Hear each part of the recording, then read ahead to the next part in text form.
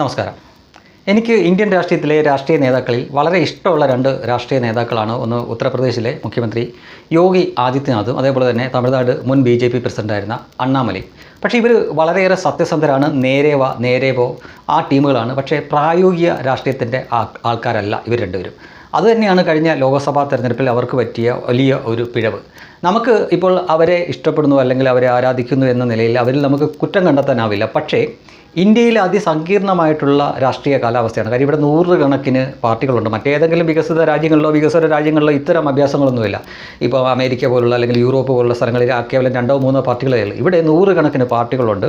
ഇവിടുത്തെ രാഷ്ട്രീയവും തെരഞ്ഞെടുപ്പ് രാഷ്ട്രീയമൊക്കെ വളരെ വ്യത്യസ്തമാണ്. കൂട്ടുകക്ഷി മന്ത്രിസഭ അല്ലെങ്കിൽ കൂട്ടുകക്ഷിയൊക്കെയാണ് ചിലപ്പോൾ കൂട്ടുകക്ഷിയായിട്ട് മത്സരിക്കേണ്ടി വരും. അങ്ങനെയൊക്കെ തെരഞ്ഞെടുപ്പിലേക്ക് ജയിക്കാൻ പറ്റുള്ളൂ. അപ്പോൾ പ്രായോഗിക രാഷ്ട്രീയ മെയ്വഴക്കം, അല്പം കുതന്ത്രം, ഇതൊക്കെ ഇന്ത്യൻ രാഷ്ട്രീയത്തിൽ ആവശ്യമാണ്. ഇത് രണ്ടും ഈ പറഞ്ഞ നേതാക്കൾക്കില്ല. അതായത് അവർ സത്യസന്ധരാണ്, അവർ നേരവാ ടീമുകളാണ്, അഴിമതി ചെയ്യില്ല. രാഷ്ട്രീയത്തിൽ നിന്ന് എന്തെങ്കിലും കട്ടോ മോഷ്ടിച്ചോ ഉണ്ടാക്കി കുടുംബത്തിന് കൊണ്ടു കൊടുക്കുന്നവരെല്ലാം രണ്ടുപേരെന്നും അവരുടെ എതിരാളികൾക്ക് വരെ അറിയാം. പക്ഷേ പ്രശ്നം എന്താണെന്ന് ചോദിച്ചു കഴിഞ്ഞാൽ ഒരു തെരഞ്ഞെടുപ്പ് വരുമ്പോൾ അതിനെ നേരിടാൻ പ്രായോഗിക രാഷ്ട്രീയം എന്തെന്നത് രണ്ടുപേർക്കും അറിയില്ല. ഈ ഉത്തർപ്രദേശിൻ്റെ കാര്യം പറഞ്ഞു കഴിഞ്ഞാൽ കഴിഞ്ഞ തെരഞ്ഞെടുപ്പിൽ, നല്ല തെരഞ്ഞെടുപ്പിൽ BJPക്ക് ഏറ്റവും കൂടുതൽ വോട്ട് നഷ്ടം, അതായത് സീറ്റും വോട്ടും നഷ്ടപ്പെട്ട ഒരു സ്ഥലം ഉത്തർപ്രദേശാണ്. അവിടെ യോഗിയുടെ ഭരണം മോശമായതുകൊണ്ടല്ല, എല്ലാം കൊണ്ടും അനുകൂലമായിട്ടുള്ള കാലാവസ്ഥയായിരുന്നു കഴിഞ്ഞ തെരഞ്ഞെടുപ്പ് സമയത്ത്. അതായത് രാമക്ഷേത്രം അവിടെ വന്നു. അതിനുശേഷം ഉത്തർപ്രദേശിൻ്റെ ആഭ്യന്തര സുരക്ഷയുടെ കാര്യത്തിൽ, വികസനത്തിൻ്റെ കാര്യത്തിൽ എല്ലാം മുൻപില്ലാത്ത വിധം വളരെ മുന്നോട്ട് പോയിരുന്നു. ആർക്കും അദ്ദേഹത്തിൻ്റെ ഭരണത്തെപ്പറ്റി ഒരു പരാതിയുമില്ലായിരുന്നു. എന്നാൽ അദ്ദേഹത്തിന് എവിടെയാണ് പിഴച്ചതെന്ന് ചോദിച്ചു കഴിഞ്ഞാൽ കഴിഞ്ഞ തെരഞ്ഞെടുപ്പ് സമയത്ത് ഓരോ വീടുകൾ തോറും കയറി ഇറങ്ങി വീട്ടമ്മമാരെയും അതേപോലെ തന്നെ സ്ത്രീകളെയൊക്കെ കണ്ട് നിങ്ങളുടെ അക്കൗണ്ടിലേക്ക് വർഷം 1 ലക്ഷം രൂപ ഇടുക എന്നൊക്കെ പറഞ്ഞ് പറ്റിച്ച കോൺഗ്രസ്സുകാരുടെയും അതേപോലെ തന്നെ സമാജ്വാദി പാർട്ടിയുടെയും ആ ഒരു വ്യാജ പ്രചരണം തടയാനോ അതിന് ബദൽ കണ്ടുപിടിക്കാനോ ഇദ്ദേഹത്തിന് പറ്റിയില്ല. കാരണം അദ്ദേഹം സത്യസന്ധനായിപ്പോയി. പിന്നെ മറ്റൊരു കാര്യം സംഭവിച്ചത്, അവിടുത്തെ പ്രസിഡൻറ്റും അവിടുത്തെ കോർ കമ്മിറ്റി എല്ലാം കൂടെ തീരുമാനിച്ച ഒരു സ്ഥാനാർത്ഥി ലിസ്റ്റ് ഉണ്ടായിരുന്നു. ആ സ്ഥാനാർത്ഥി ലിസ്റ്റ് യോഗിയുടെ താല്പര്യപ്രകാരം വെട്ടേണ്ടി വന്നു കേന്ദ്രത്തിന്. അതിൻ്റെ കാരണം എന്ന് ചോദിച്ചു കഴിഞ്ഞാൽ, ഇപ്പോൾ ഉദാഹരണത്തിന് നമ്മുടെ ഇവിടുത്തെ മുഖ്യമന്ത്രി പിണറായി വിജയൻ, അപ്പോൾ അദ്ദേഹത്തിന് എതിരെ ഇല്ലാത്ത ആരോപണങ്ങളില്ല. അദ്ദേഹം കള്ളനാണ്, അദ്ദേഹം അഴിമതി നടത്തിയിട്ടുണ്ട്, അദ്ദേഹത്തിൻ്റെ മകളും നടത്തിയിട്ടുണ്ട്, ഒരുപാട് ആരോപണങ്ങൾ അദ്ദേഹത്തിൻ്റെ മേലുണ്ട്. അത് എതിരാളികൾ ചാർത്തി കൊടുത്തിരിക്കുകയാണ്. പക്ഷേ എങ്കിലും ധർമ്മടം പോലുള്ള അദ്ദേഹത്തിൻ്റെ മണ്ഡലത്തിൽ അദ്ദേഹം നിന്നാൽ അദ്ദേഹം ജയിക്കും. എന്തുകൊണ്ടാണെന്ന് ചോദിച്ചു കഴിഞ്ഞാൽ അദ്ദേഹത്തിന് ജനപിന്തുണയുണ്ട്. അപ്പോൾ ഇങ്ങനെ ചില രാഷ്ട്രീയക്കാരുണ്ട്. അത് തെരഞ്ഞെടുപ്പ് രാഷ്ട്രീയത്തിൽ വളരെ നിർണായകമാണ്. അപ്പോൾ ഈ സത്യസന്ധരായിട്ടുള്ളവരുടെ കുഴപ്പമെന്ന് ചോദിച്ചു കഴിഞ്ഞാൽ തങ്ങളുടെ കൂടെ ഉള്ളവരും അത്രമേൽ സത്യസന്ധരായിട്ടുള്ളവർ വേണം എന്ന് അവർ ആഗ്രഹിക്കും, അവർ വാശി പിടിക്കും. ഇതാണ് അണ്ണാമലയ്ക്കും ഈ യോഗിക്കൊക്കെ സംഭവിച്ചത്. അപ്പോൾ അവിടെ ചില സ്ഥാനാർത്ഥികളുടെ കാര്യത്തിൽ അദ്ദേഹത്തിന് അഭിപ്രായ വ്യത്യാസമുണ്ടായിരുന്നു. ആ ലിസ്റ്റ് തന്നെ വെട്ടേണ്ടി വന്നു. അങ്ങനെ ഈ ജനസ്വാധീനം ഇല്ലാത്ത എന്നാൽ സത്യസന്ധരായിട്ടുള്ള ആളുകളൊക്കെയാണ് അവിടെ സ്ഥാനാർത്ഥിയായി വന്നത്. യഥാർത്ഥത്തിൽ ഇന്ത്യയിലെ പ്രായോഗിക രാഷ്ട്രീയത്തിൽ അതല്ല വേണ്ടത്. അതിനാണ് ഞാൻ പിണറായി വിജയൻ്റെ ഉദാഹരണം പറഞ്ഞത്. ഇനി തമിഴ്നാട്ടിൽ സംഭവിച്ചത് എന്താണെന്ന് ചോദിച്ചു കഴിഞ്ഞാൽ, DMK സഖ്യകക്ഷിയായിരുന്നു. പക്ഷേ ഒരു IPS ഓഫീസർ കൂടിയായ അണ്ണാമലയ്ക്ക് വളരെ വ്യക്തമായിട്ട് അറിയാമായിരുന്നു ഇവരുടെ കൂട്ടത്തിലുള്ള പല നേതാക്കളും അഴിമതിക്കാരാണെന്നും. സത്യസന്ധരായിട്ടുള്ള ഇദ്ദേഹത്തിന് അവരുടെ കൂടെ പ്രവർത്തിക്കാനുള്ള ഒരു ബുദ്ധിമുട്ടുണ്ടായി. അങ്ങനെ ഇദ്ദേഹമായതുകൊണ്ട് മാത്രം, അണ്ണാമല ആയതുകൊണ്ട് മാത്രമാണ് കേന്ദ്രത്തിന് അത് വഴങ്ങേണ്ടി വന്നത്.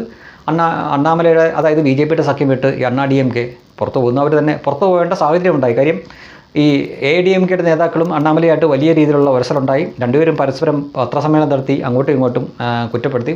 ഒടുക്കം ആ സഖ്യം വിട്ടു.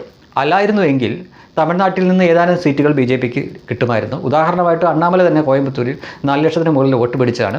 പക്ഷേ അണ്ണാമല തോറ്റുപോയി, 2ാം സ്ഥാനത്തായിപ്പോയി. അതേ സ്ഥാനത്ത് ഈ സഖ്യം വിട്ടുപോയ ഈ DMK ടീമുകൾ 2.5 ലക്ഷത്തിന് മുകളിൽ അവിടെ വോട്ട് പിടിച്ചു. ആ വോട്ട് അണ്ണാമലയ്ക്കൂടെ കിട്ടിയിരുന്നെങ്കിൽ അണ്ണാമല സുഖമായിട്ട് 1 ലക്ഷം വോട്ടിന് മുകളിൽ ഭൂരിപക്ഷത്തോടെ ജയിച്ചു കയറുമായിരുന്നു. മറ്റു വേറെ സീറ്റുകളും അവിടുന്ന് കിട്ടുമായിരുന്നു.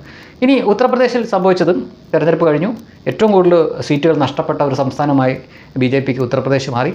തെരഞ്ഞെടുപ്പിന് ശേഷം അതിവേഗം അവിടെ അവർ പരിഹാരക്രിയ ചെയ്തു. അവിടുത്തെ BJPയിൽ തന്നെ അഴിച്ചുപണി നടത്തി അത് സെറ്റ് ചെയ്തു. അതിനുശേഷം ഇപ്പോൾ തമിഴ്നാട്ടിൽ ഇതുപോലെ പരിഹാരക്രിയ തുടങ്ങി. അതിൻ്റെ ഭാഗമായിട്ടാണ് ഇപ്പോൾ അണ്ണാമലയെ BJPയുടെ സംസ്ഥാന പ്രസിഡന്റ് സ്ഥാനത്ത് നിന്ന് മാറ്റി. അതിനുശേഷമാണ് ഇപ്പോൾ DMK ഈ സഖ്യത്തിലേക്ക് വന്നത്. കാര്യം അവരുടെ നേതാക്കൾ തന്നെ പറഞ്ഞിരുന്നു അണ്ണാമലയെ പ്രസിഡൻ്റായിട്ടിരിക്കുമ്പോൾ അവർക്ക് ബുദ്ധിമുട്ടുണ്ടെന്ന് പറഞ്ഞു. അങ്ങനെ അദ്ദേഹത്തിനെ മാറ്റി. അദ്ദേഹത്തിന് ഒരു പക്ഷേ കേന്ദ്ര മന്ത്രിസഭയിലോ അല്ലെങ്കിൽ മറ്റെന്തെങ്കിലും പാർട്ടിയിൽ തന്നെ ഉന്നത പദവികളൊക്കെ കൊടുക്കുമെന്നാണ് ചില കിംവദന്തികൾ കേൾക്കുന്നത്. അദ്ദേഹത്തിനെ ഈ BJPയുടെ ദേശീയ പ്രസിഡൻ്റ് ആവും എന്ന് വരെ പറഞ്ഞുകൊണ്ട് ചില മാധ്യമങ്ങൾ വാർത്തകൾ മറ്റുമൊക്കെ കൊടുക്കുന്നുണ്ട്. എന്തായാലും BJPയുടെ കാര്യമായതുകൊണ്ട് ആർക്കും ഒന്നും പ്രെഡിക്റ്റ് ചെയ്യാൻ പറ്റില്ല. നമ്മൾ എന്തെങ്കിലുമൊക്കെ പ്രെഡിക്റ്റ് ചെയ്ത് പറയുമ്പോൾ അതിന് നേരെ വിപരീതമായിട്ടുള്ള കാര്യമായിരിക്കും അവർ ചെയ്യുന്നത്. അവസാന നിമിഷം മാത്രം അവർ പ്രഖ്യാപിച്ചതിന് ശേഷം മാത്രമേ ഇവിടുത്തെ ഏത് കൊലകൊമ്പനായിട്ടുള്ള മാധ്യമപ്രവർത്തകനും ആ വിവരം കിട്ടൂ. അത് മുഖ്യമന്ത്രിയുടെ കാര്യവും അതെ, അതേപോലെ തന്നെ അവർ നിശ്ചയിക്കുന്ന പ്രസിഡന്റുമാരുടെ കാര്യവും അതെ. ഇവിടെ ഒരാൾ പ്രതീക്ഷിച്ചല്ല രാജീവ് ചന്ദ്രശേഖർ ഇങ്ങനെ പ്രസിഡന്റായിട്ട് വരുമെന്ന്. അതിന് മുമ്പ് പല പേരുകളാണ് പറഞ്ഞത്. പക്ഷേ ഏറ്റവും ഒടുവിൽ രാജീവ് ചന്ദ്രശേഖർ വന്നു എന്ന് പറഞ്ഞ പോലെയാണ്. അപ്പോൾ ഞാൻ പറഞ്ഞു വന്നതിൻ്റെ പൂർത്തിയാക്കാം. വളരെ സത്യസന്ധരായിട്ടുള്ള നേരെ പോ എന്ന ശൈലിക്കാരാണ് അണ്ണാമലയും യോഗി ആദിത്യനാഥും. പക്ഷേ ഇന്ത്യൻ രാഷ്ട്രീയത്തിൽ അത് പോരാ. യൂറോപ്പിനൊക്കെ പറ്റും. ഇവിടെ വേണ്ടത് രാഷ്ട്രീയ മികവെടുക്കം, ഒരു അത്യാവശ്യം ചെറിയ കള്ളത്തരം, നയതന്ത്രം, കുതന്ത്രം, ഇതൊക്കെ വേണം. ഇപ്പം നരേന്ദ്രമോദിയും അമിത്ഷായൊക്കെ പോസ്റ്റർ ഒട്ടിക്കാൻ പോയിട്ടുണ്ട്, ജനങ്ങളുടെ ഇടയിൽ പ്രവർത്തിച്ചിട്ടുണ്ട്. അങ്ങനെ എത്രയോ വർഷം ആരോരും അറിയപ്പെടാതെ, നമ്മൾ ഇന്നാണ് അവരൊക്കെ ലോകം അറിയുന്നത്, അറിയപ്പെടാതെ എത്രയോ പതിറ്റാണ്ടുകൾ ജനങ്ങളുടെ ഇടയിൽ പ്രവർത്തിച്ചു. അങ്ങനെ ഒരു MLA പോലും ആവാതാണ് ആദ്യമായിട്ട് മോദി മുഖ്യമന്ത്രിയാവുന്നത്. അതിനുശേഷമാണ് അദ്ദേഹം MLA ആയത്. പിന്നീട് ഇന്ന് വരെയുള്ള കാര്യം നമുക്ക് എല്ലാവർക്കും അറിയാം. അങ്ങനെ ഈ ഇന്ത്യൻ രാഷ്ട്രീയം എന്തെന്നും ഇവിടെ എന്താണ് പ്രയോഗിക്കേണ്ടതെന്നും എങ്ങനെയാണ് എതിരാളികളെ കൈകാര്യം ചെയ്യേണ്ടതെന്നും തങ്ങളുടെ കൂടെയുള്ള സഖ്യകക്ഷികളെ എങ്ങനെ കൂടെ നിർത്തണമെന്നും ഒക്കെ അറിയാവുന്നവരാണ് അവർ രണ്ടുപേരും. ഒരു കാലത്ത് കാശ്മീരിൽ PDP ആയിട്ട് പോലും BJP സഖ്യം ചേർന്നിട്ടുണ്ട്. ആ BJPക്ക് തമിഴ്നാട്ടിൽ AIADMK ആയിട്ട് സഖ്യം കൂടാൻ ഒരു ബുദ്ധിമുട്ടും ഉണ്ടാവേണ്ട കാര്യമില്ല. പക്ഷേ എന്നിട്ടും അണ്ണാമലയ്ക്ക് വേണ്ടിയിട്ടാണ് ആ സഖ്യം വിടാൻ കേന്ദ്രം തന്നെ നിർബന്ധമായത്.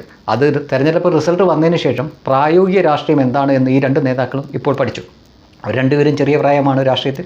കുറച്ചുകൂടെ കഴിയുമ്പോൾ അത്യാവശ്യം ഇതിലുള്ള വളവും തിരിവുമൊക്കെ അവർക്ക് മനസ്സിലാവുകയും മികച്ച നേതാക്കളായി മാറും എന്ന കാര്യത്തിൽ ഒരു സംശയമില്ല. ഇപ്പോൾ തന്നെ യോഗി അവിടെ മുഖ്യമന്ത്രിയായത് യോഗിയെ കാണിച്ചിട്ടൊന്നുമല്ല അവിടെ മുഖ്യമന്ത്രി സ്ഥാനത്തേക്ക് മത്സരം നടന്നത്. അതായത് അവിടെ ആദ്യം തെരഞ്ഞെടുപ്പ് നടക്കുമ്പോൾ UP യിൽ മുഖ്യമന്ത്രി സ്ഥാനാർത്ഥിയേ ഇല്ലായിരുന്നു. അവിടെ വലിയ ഭൂരിപക്ഷത്തിൽ 303 സീറ്റോടെ ജയിക്കുന്നു.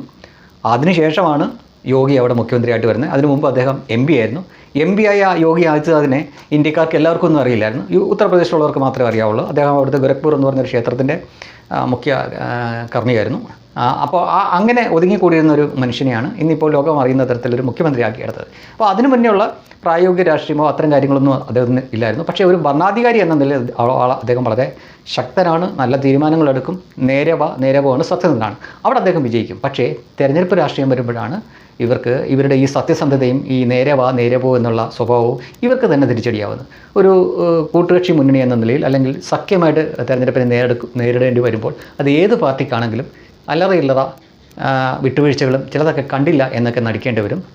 ആ കാര്യത്തിൽ BJP ഈ അണ്ണാമലയ്ക്ക് വേണ്ടിയിട്ടും യോഗിക്ക് വേണ്ടിയിട്ടും കുറച്ച് വിട്ടുകൊടുത്തുകൊണ്ട് മാത്രമാണ് കഴിഞ്ഞ തെരഞ്ഞെടുപ്പിൽ അവർക്ക് വേണ്ടത്ര ഭൂരിപക്ഷം ഇല്ലാതായിപ്പോയത്. അത് ഇവർക്ക് രണ്ടുപേർക്കും ഇപ്പോൾ മനസ്സിലായിട്ടുണ്ട്. അതുകൊണ്ടാണ് അവർക്ക് താല്പര്യമില്ല എങ്കിലും ഇപ്പോൾ അണ്ണാമലയെ അവിടുന്ന് BJPയുടെ അധ്യക്ഷ സ്ഥാനത്തുനിന്ന് മാറ്റിയപ്പോൾ എനിക്കും വ്യക്തിപരമായിട്ട് തന്നെ എനിക്കും ഒരു വിഷമമുണ്ടായി. പിന്നീട് നമ്മൾ ആലോചിക്കുമ്പോഴാണ് അതിൻ്റെ ശരി നമുക്ക് മനസ്സിലാവുന്നത്. ഞാൻ അണ്ണാമലയെ അവിടെ മാറ്റിയതിന് ശേഷം ആദ്യമായിട്ടാണ് അണ്ണാമലയെ പറ്റി ഒരു വീഡിയോ ചെയ്യുന്നത് തന്നെ. അതിനു മുമ്പ് ഞാൻ അദ്ദേഹത്തിനെ പറ്റി ഒരു വീഡിയോയും ചെയ്തിരുന്നില്ല. പിന്നെയാണ് മനസ്സിലായത് ഇത് ഇന്ത്യൻ രാഷ്ട്രീയത്തിൽ ഇത്രയും ചെറുതും വലുതുമായിട്ടുള്ള വളരെ എന്താ പറയുക, നമ്മൾ നാടശൈലി പറഞ്ഞു കഴിഞ്ഞാൽ കുനിഞ്ഞു നിന്നാൽ അടിച്ചുകൊണ്ട് പോകുന്ന ടീമുകൾ വരെ ഉണ്ട്. അപ്പോൾ അങ്ങനെയുള്ളവരുടെ കൂടെ പിടിച്ചു നിൽക്കണമെങ്കിൽ, വിജയിക്കണമെങ്കിൽ ചില തന്ത്രവും കുതന്ത്രവും മെയ്വഴക്കവും ഒക്കെ ആവശ്യമാണ്. അത് രണ്ടും കൂടെ ആർജിച്ചു കഴിഞ്ഞാൽ ഏറ്റവും മികച്ച നേതാക്കളായി ഇവർ രണ്ടുപേരും മാറും എന്ന കാര്യത്തിൽ സംശയമില്ല. ഇതാണ് ശരിക്കും പറഞ്ഞു കഴിഞ്ഞാൽ ഈ രണ്ട് രാഷ്ട്രീയക്കാർക്കും ഈ അടുത്തിടെ പറ്റിയ രണ്ട് പിഴവുകൾ. പക്ഷേ അതൊരു വലിയ പിഴവെന്നൊന്നും പറഞ്ഞുകൂടാ. അവർക്കതൊക്കെ അവരുടെ ഭാവിയിലേക്കുള്ള പാഠമാണ്. തീർച്ചയായിട്ടും ഈ സംഘികളെ സംബന്ധിച്ചിടത്തോളം വളരെ സത്യസന്ധരായിട്ടുള്ള, അവർക്ക് അഭിമാനിക്കാൻ പറ്റുന്ന രണ്ട് നേതാക്കൾ തന്നെയാണ് യോഗിയും അതേപോലെ തന്നെ അണ്ണാമലയും.